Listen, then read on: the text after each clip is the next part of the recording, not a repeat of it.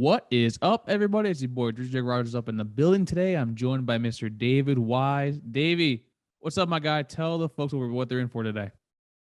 Everybody, we are talking the departure of Kenyatta Watson up and all out of the blue. We are talking the not so out of the blue departure of Jarvis Brownlee. I don't know how long we'll talk about that, but we do have something to talk about longer than that, which is a scrimmage coming up. What do we want to see? What do we want to hear? Find out. And folks, apologies for the late drops the past few days. You know, Max has been traveling, Dave's been traveling. I've been adjusting to a new job down here in South Florida. But as always, thank you guys so much for the love and support and making Locked On Seminoles your first listen each and every single day. And with that being said, let's go on with the show.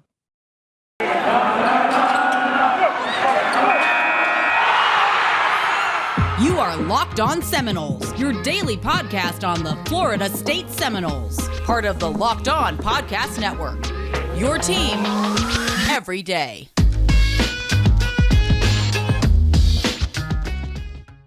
Good morning, good afternoon, and good evening, especially good evening, and welcome back to another edition of Locked On Seminoles. As at the top of the hour, it's your boy Drake, and I got Dave sitting right across from me in the Zoom call.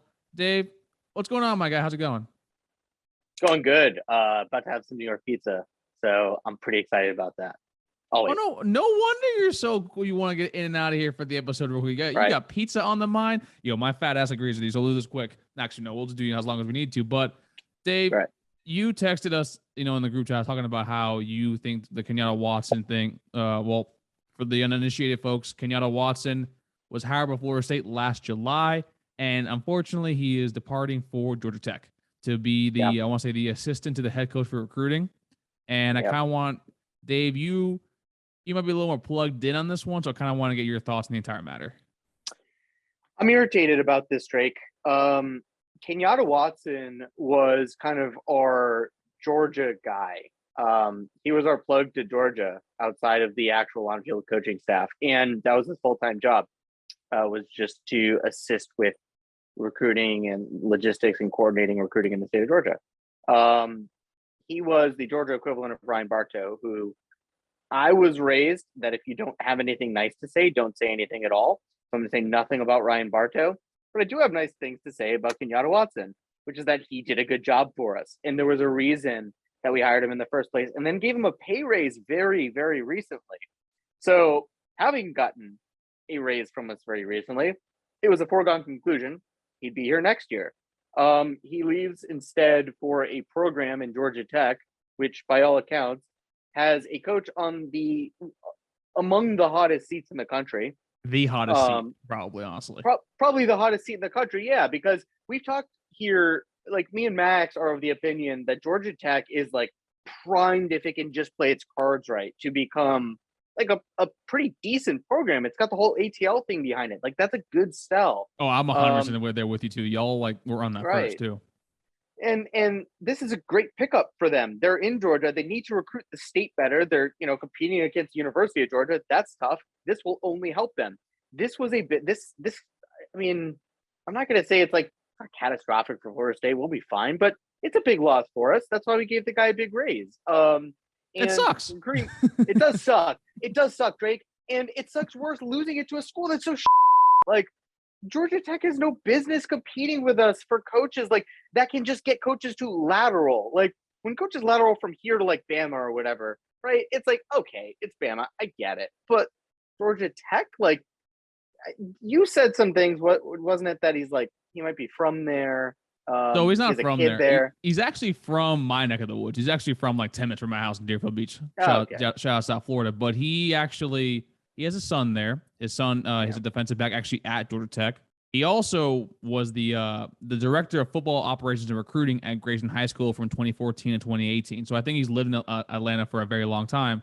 And for those of you that don't know about Grayson High School, back in 2018, a lot of his kids went to Power 5 schools. So many, in fact, that 13 of them went to Power 5 schools, and 4 out of the 5 were represented when they signed with the teams. So to me, it is a loss. I think it is a big loss because he does have that sort of connection in the Atlanta, Georgia area. He also served as the director for the Adidas Middle School Showcase, the Rivals Next Gen Showcase, the MVP Middle School Showcase, and also he was probably part of the coordinator for the Under Armour All-America game. So Kenyatta Watson is extremely well connected, which I think, in my personal opinion, like he was only here for a year. And yeah, we did miss out on a lot of kids this past cycle, but I think you can equally put the blame on the coaching staff for not being able to close.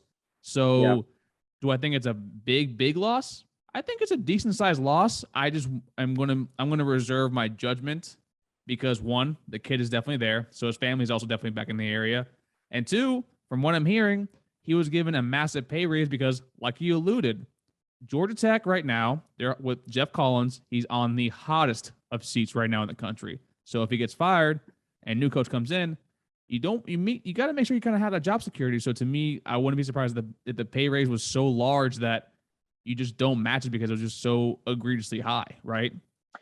Yeah, I guess. It just, man, it sucks. It's no way to put it. It sucks losing him, but there's just something off-putting about the idea of losing him to a place like Georgia Tech. Like, I know we shouldn't be losing coaches we actually want to a school like that. He's not a coach. Remember that. Or excuse me, whatever, director of recruiting, whatever you want to call him. Support staff. We shouldn't be losing one of the more important members of our support staff to a lateral role at a school like Georgia Tech. And for those on Twitter today who are in the ship is sinking, screw this coaching staff crowd, I mean, I could see how they would see this and be like, do you see what we're talking about? Like, I'm not necessarily saying this is an indictment of the coaching staff or that we're going to suck. This isn't going to affect our on-field performance this year one bit, or even next year. But recruiting is the lifeblood. It's something that we've needed to get better at, and we're going to continue to need to get a lot better at it if we're going to return to prominence in both the ACC and especially nationally. And losing a guy with the ability to assist in recruiting like Watson, it stings and it's going to be harmful. And I don't know how you replace that person. I don't know that there is another specific Kenyatta Watson that's just going to come right in that we can afford that makes a lot of sense. So yeah, there's probably going to be a void. Sucks. Yeah, I mean, yeah, it sucks, and I do think it's a decent sized loss. But like, I don't think this is like, a sky is falling type of thing, or he's leaving, a sinking ship. Like I think if you think that right now on Twitter, I just don't think you understand. Like I was saying before, that he has family there.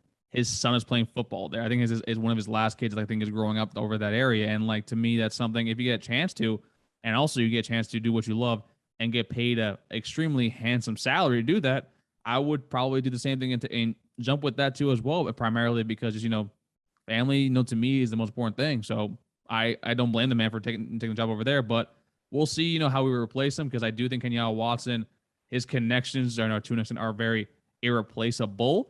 So we'll probably see like the next we probably won't get a name to replace him until maybe like July, or we might have an internal hire, as we've done with every other damn thing of this cycle. So it's more of a wait and see moment for me.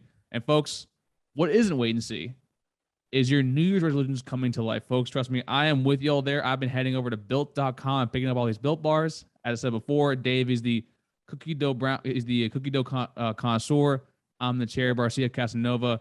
And we got Max over there being the general of the peanut butter brownie brigade, because Built bars contain 130 calories, 4 grams of sugar, 4 net carbs, on 17 grams of protein. And also, they're the most delicious, sir. And that's right, folks. That's a real word. Google it. Most delicious, sir, protein bars out there. And go to built.com. Use promo code LOCKED15, LOCKED15, and you will get 15% off your order at built.com today by using promo code LOCKED15, LOCKED15. Let's stick to the resolutions, folks. Let's do it together. All right, Dave, let's, shift our focus from one departure that I just said at the top of the show that was, unexpected to one that we kind of had a feeling was going to happen sooner rather than later.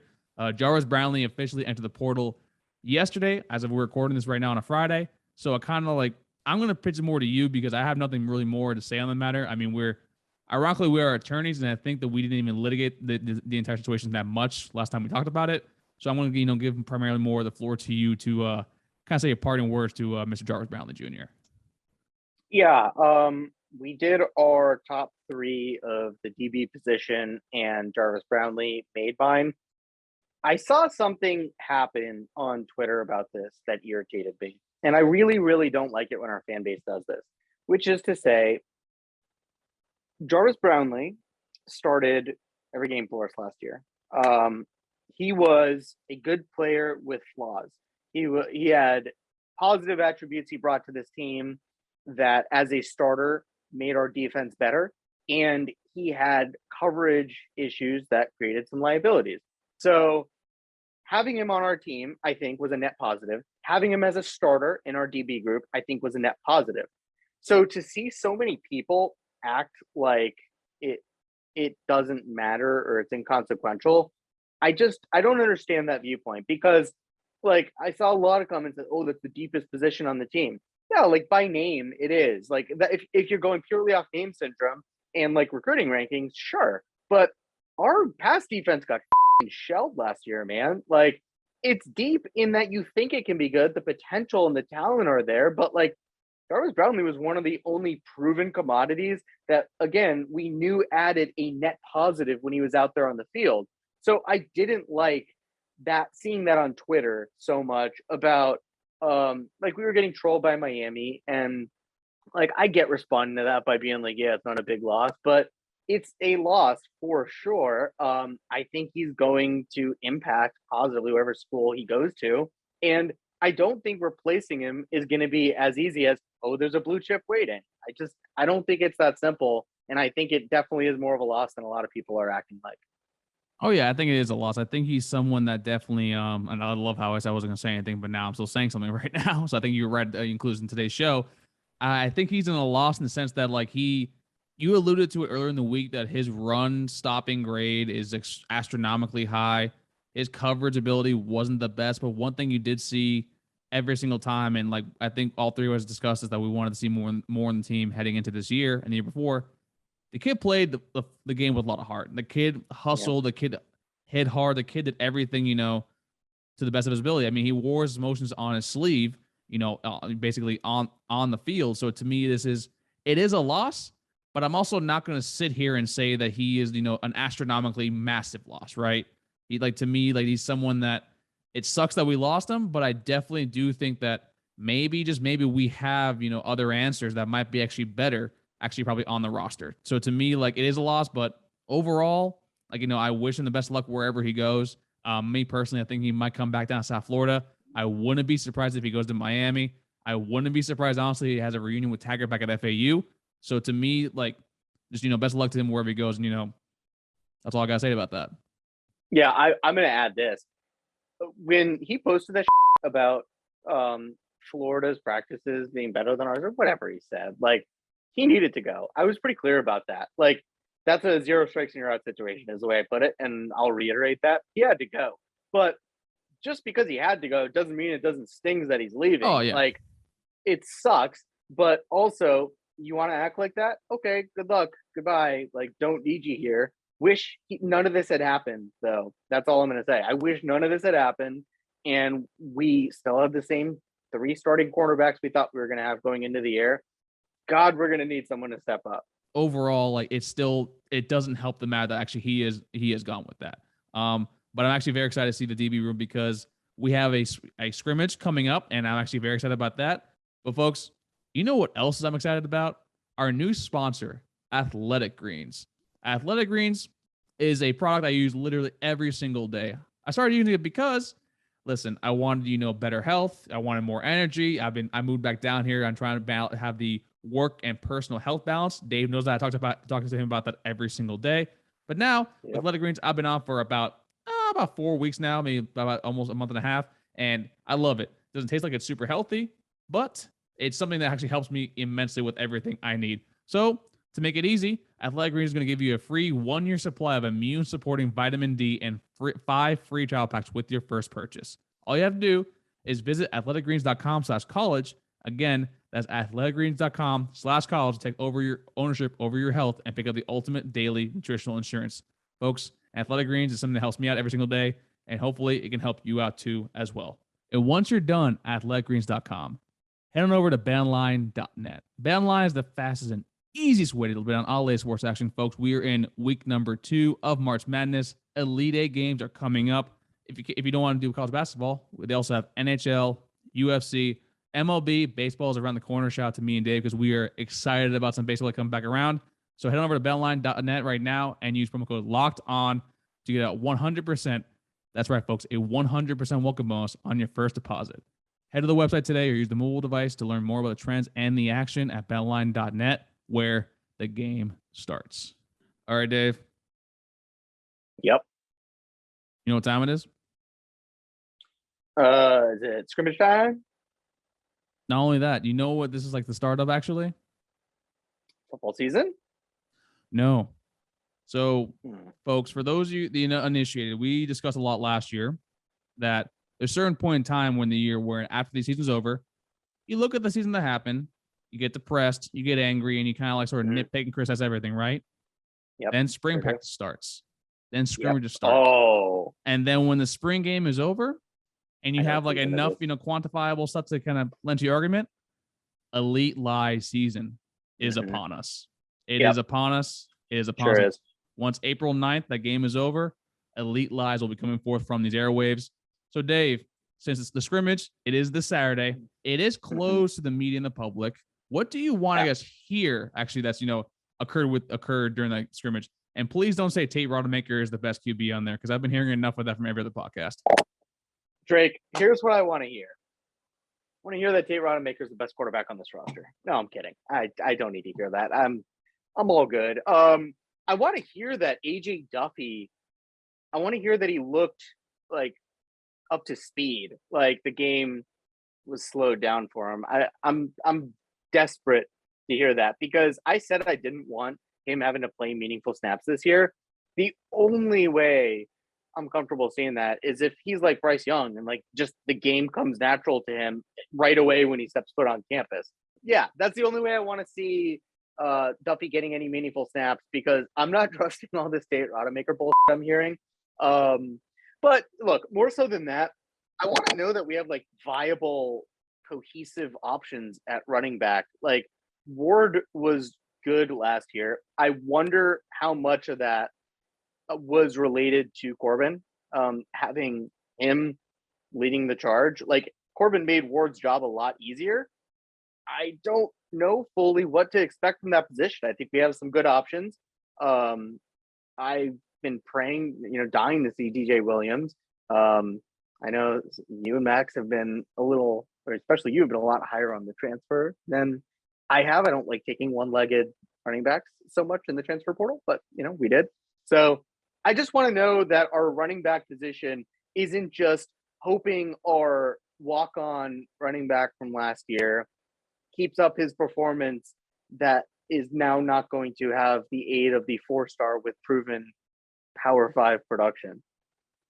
Well, I mean, I think to be fair, I think with Trayshawn Ward, first off, he's a preferred walk-on. He's a PWO. He actually did have offers to play at the Power 5 level. I want to hear, like, I know we're going to mainly be getting, from press conferences, or also we're going to talk to some folks that, we know that they're going to be there too as well, where I want to see skill position players kind of emerge a little bit more, right? And you see this past week over spring practices that Micah Pittman is finally kind of sort of coming around a little bit, right? And he's someone that I had in my power rankings as number 4 as that's probably one of the better wide receivers that we have. And it's primarily because apparently he's like the king of jackpot. You ever play the game, Dave? Of course. Kidding me? Yeah, and apparently he's someone that actually fights. For someone that's basically not even 6 foot, he's able to fight for every single ball, every single contested catch, and he comes down with it apparently. And that's something that, if we're being honest, we've been lacking. And honestly, the last guy that kind of actually wanted to actually go attack a ball at the point of attack was DJ Matthews. And that was someone actually he would fight up and jump up and actually fight for that ball. And also before that was on Tate. So maybe 2 over the past 6 years. And to me, I need to see the skill position players actually play a lot more and actually probably start to sort of kind of solidify who's going to be at the spring game when we go to see them. And also, I think with defensively, I want an actual leader to emerge on this defense, right? We hear a lot about, Fabian Love is basically, leading the defensive lineman. It's Jamie. Right? Is it though? Yeah, I mean, like, it makes sense from the safety spot. I don't think he had any business coming back. He came back for a money year. And I think, obviously, he saw the field well enough that he had the kind of performance last year that should have gotten him drafted. So I trust his performance. I trust what he sees on the field. See, but it's like there's always, just because you're best player at a position doesn't mean also he's the best leader on your team, right? I mean, we see that you see that all the time in hockey where just the best player. I mean, the best player is never always your C, right? You see a Claude Giroux with the Philadelphia Flyers. Now with my Florida Panthers, he actually was one of the rare breed of having actually being your best player and also being your best leader.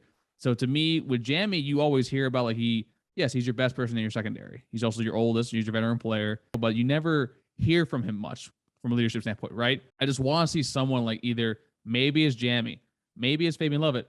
Hell, maybe it's one of the newer trainers, like maybe a Tatum Bethune or even Kalen DeLoach. I need to see somebody like, basically stand up and say, hey, I'm the leader of this defense, like how Jermaine Johnson did last year. And basically, because right now, I know it's early, but I just want someone to actually kind of emerge and be like, okay, this is definitely going to be, he's going to be the image, the face of our defense, right? Because that's definitely, the defense is going to be the better part of our team. So I kind of want to be able to, if our defense is the best part of our team, I can point to exactly the reason why and who it is. Yeah. So look, two things. One, on the defensive side of the ball, what do I want to see is what do I want to hear? I want to hear whether Jared Verse looks like Jermaine Johnson, because that's what everyone is almost come to expect at this point, which is not fair at all for Jared Verse. But I mean, we have a massive hole to fill with Jermaine Johnson and Keir Thomas leaving. And if Jared Verse isn't like ready to go right off the bat, I'm going to be really worried about our pass rush. Like, that's going to be a big hole on the team. So I need to hear something about what Jared Verse looks like. And this is not to say like that all this pressure should be put on him. I just hope that he fits the bill of like an impact player, not necessarily Jermaine Johnson from day one. If he grows into that, like, good for him, but I'm not expecting that. I want to make a comment though. If we're being real here, elite live season notwithstanding, this is a tough question to answer of like, what do you want to hear? Because what like position do we not need to hear something about? Like the quarterback position, we need to hear that JT didn't get hurt, and that like there's a viable backup option. Receiver, we need to hear that we have viable receivers among the 15 we have on scholarship at this point. Like I said about running back, then on the defensive side of the ball, who are our defensive ends? Like, I think we trust the interior D-line. We're good there. But, like, on the ends, I don't know. Like, at the linebacker position, I haven't known since, 2015 at this point? At DBs, who's replacing Jarvis Brownlee? Like, do we have 3 good starting options at the cornerback position? There's a lot of position questions at every level. So there's an awful lot I need to hear if I'm going to start lying like I want to. Yeah. Yeah, you're right. Yeah, I mean that's and then you forget about the offensive line. I want to hear that my entire offensive line is fully healthy and that the chemistry actually is typically there. What do you say? You were exactly right. I did totally forget about that, and that's a whole nother issue because go look at the PFF grades. Like they weren't all that awesome last year. No, when they were fully healthy towards the end of the year, they were average. And hey, listen, ask DeAndre Francois how much he wanted an average offensive line. But doesn't it feel like there's this delicate little fulcrum of this being another 3-win team or a 9-win team? I have no idea what to make of this until I learn a lot of information. I have to process a lot to be able to have any gauge on what I expect of this team. You need to process a lot, but also thankfully we have 4, 5. Yeah, we have 5 months till kickoff against the fighting David Duquesnes. So you're right. I mean, this team, it has the inklings of it either being, oh yeah, we can win 9 games because last year we should have won 8, or we could definitely lose. We can definitely lose almost every Jordan Travis gets hurt and we go 1-11. Before we get out of here, Dave, anything else we want to leave people off with? Yeah, I'm not trying to be negative here. We're gonna win 9 games next year. It's gonna happen. Just let the process happen. But if we're gonna ask the questions of what do we need to hear, an awful lot. We yet again don't know a lot about this football team, which is kind of exciting, right? We're gonna learn a whole bunch. It's fun. It is fun. It's stressful, and it also makes for better content. It must be boring being Alabama, knowing what to expect every year. Screw that. Let's get the heart racing. Let's not know what's about to happen. How about it? Oh yeah, it's never fun to win 12 to 13 games, win your conference every single year, and play a championship after every single other year. So yeah, boring. But you know what? Bama. But folks, thank you guys so much for love and support as always. Please, if you can, don't forget 5-star reviews, Out Podcast, Spotify, Stitcher, wherever you get your podcast from. And also, we're on YouTube, so like the bottom of this video, hit the subscribe banner at the tippy top, and ding the little bell so you know that when you know when new content drops. Also, please drop a comment for our mandatory Mailbag Monday. Each episode, we get your best questions or your best comments and sort of build a theme for the entire episode around those. For Drake, that was Dave. We'll see y'all next time on Locked On Seminoles. Take care, everybody. And we'll see you next time. Don't know.